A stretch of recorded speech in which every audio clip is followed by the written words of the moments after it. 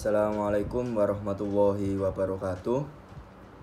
Nama saya Muhammad Hasbias Siddiqi, NIM G03218023. Di sini saya akan membuat video atau vlog tugas dari mata kuliah manajemen perubahan, yang tugasnya yaitu rumuskan 3 masalah yang relevan dengan kajian manajemen perubahan.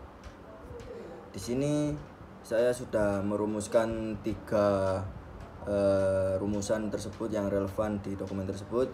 Yang pertama ada fenomena konflik di dunia kerja. Yang kedua ada perilaku konflik dan cara mengelola. Yang ketiga ada proses dan efek dari perubahan. Langsung saja kita bahas. Yang pertama yaitu fenomena konflik di dunia kerja. Dalam kehidupan manusia, termasuk dalam dunia kerja, tidak akan terlepas dengan namanya konflik. Konflik ini biasanya timbul dalam kerja sebagai hasil adanya komunikasi di dalam hubungan internal maupun eksternal. Di dalam ketidaksesuaian ini yang dapat menimbulkan adanya geseran konflik yang timbul karena adanya perbedaan tujuan atau kepentingan. Dalam kaitan ini, dari tantangan di awal, langkah dari masalah ini bisa diidentifikasi terjadinya fenomena konflik, yaitu di dunia kerja saat tanah wakaf seluas 500 meter yang akan dibuat bangunan menjadi bangunan Istana Yatim Al-Madinah yang ternyata bersengketa dalam proses pembangunannya, di mana ternyata bangunan Istana Yatim yang baru saja berdiri kokoh tersebut tiba-tiba dituding menjadi penyebab perubahan atau pergeseran struktur bangunan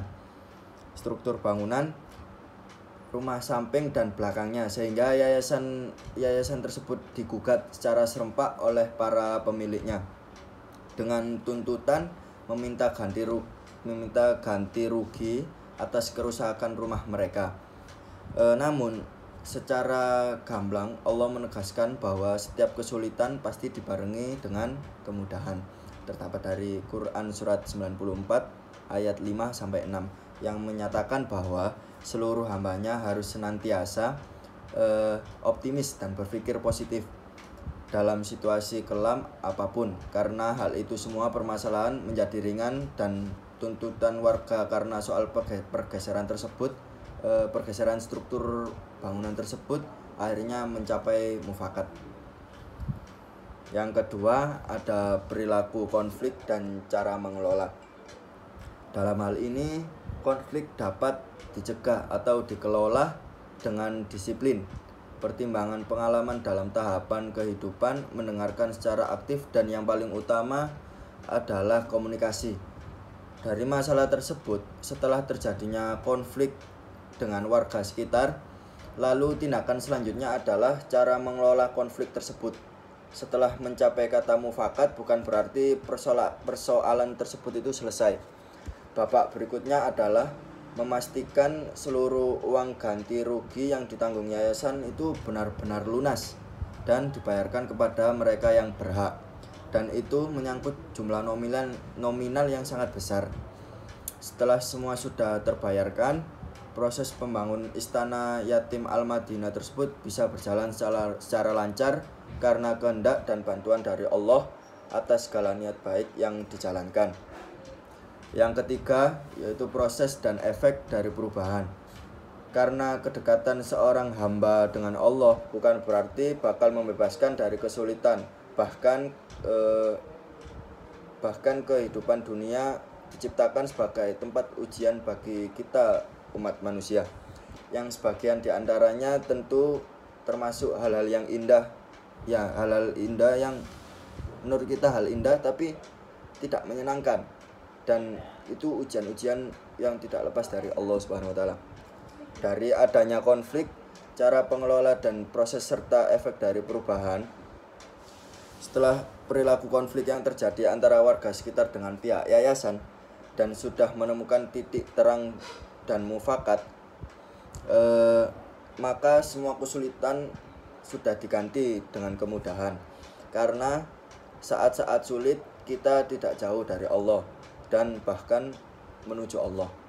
Maka keyakinan kemudahan itu akan semakin besar, dan ajaibnya Allah ternyata memberi kemudahan. Allah ternyata memberi bonus, yaitu meluaskan lahan istana yatim lantaran sukses mengakuisisi tanah dan bangunan di sebelahnya usai kebanjiran, atau bantuan materi dan moral support bagi para dermawan. Itulah blessing in disguise, berkah tersembunyi jika kita dekat dengan Allah, serta memudahkan urusan perkuliahan di sela-sela masalah yang besar. Yang berhasil mempertahankan, disertai dan mengesahkan titel dokter di depan nama penulis. Mungkin itu adalah tiga rumusan yang bisa saya simpulkan dari data yang sudah dikirim. Mungkin itu saja yang saya sampaikan. Kurang lebihnya saya mohon maaf.